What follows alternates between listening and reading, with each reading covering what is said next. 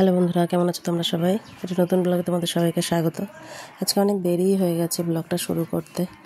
আমার সমস্ত রান্নাবান্না সব হয়ে গেছে। তো চলো এখানে কী কী রান্না হলো।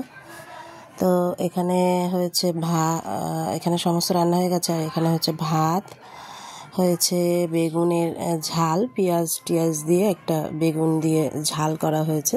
অনেকে আবার বেগুন ভাপাও বলে, তো আমি ঝালই বললাম। আর এখানে হচ্ছে টমেটো দিয়ে ডাল, এখানে হচ্ছে কাতলা মাছ আলু দিয়ে ঝোল।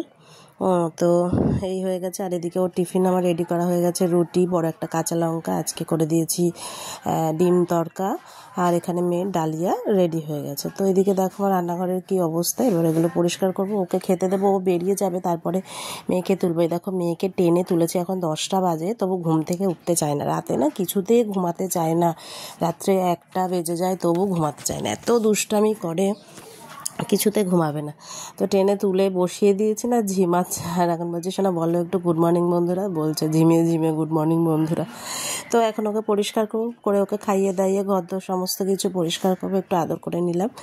তো এই দেখো ঘরদোর সব পরিষ্কার করা হয়ে গেছে, মেয়েকেও খাওয়ানো দাওয়ানো হয়ে গেছে, ওকে খাইয়ে দাইয়ে তারপরে এই যে আমি ওকে বসিয়ে রেখেছি, কার্টুন চালিয়ে দিয়েছি। অনেকেই বলে কার্টুন দেখানো ভালো না, কিন্তু কিছু করার নেই, কী করবো বলো তো। মানে ওকে যদি এই কার্টুনটা না দিয়ে বসিয়ে রাখি না, তাহলে তো দেখো কার্টুনটা না চালিয়ে দিয়ে কোনো উপায় নেই, কারণ কার্টুনটা চালিয়ে দিলে না কিছু সময় বসে থাকে। ওই খেলনা দিয়েছি, খেলনা দিয়ে খেলবে।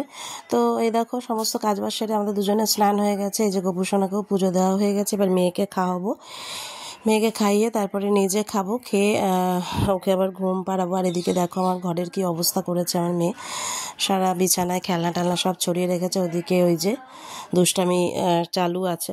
তো এখন ওকে খাওয়াবো, ওকে খাইয়ে নিই, তারপরে আবার আমি নিজে খাবো। খাওয়াতে বসেও আবার অনেকটা সময় চলে যাবে। তো ওকে খাইয়ে দাইয়ে চলে এসেছি। আর এই দেখো আমিও খেতে বসে গেছি। আর ওকে খাইয়ে না খাটের ওপর বসিয়ে স্লেট দিয়ে পেন্সিল দিয়ে বসিয়ে দিয়েছি যে তুমি লেখো, আমি খেয়ে নিই।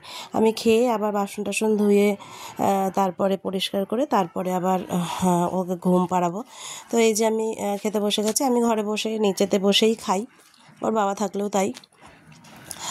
তো এই দেখো ওই যা রান্না করেছি তাই নিয়ে বসেছি। আর এই কচুর শাকটা দিদিভাই দিয়েছে, মানে আমার যা দিয়েছে, ওরা আজকে কচুর শাক রান্না করেছে তাই দিয়েছে। আর এই যে ঠান্ডা জল। তো চলো দেখতে থাকো, ভালো লাগলে লাইক করে শেয়ার করে কমেন্ট করো, টাটা।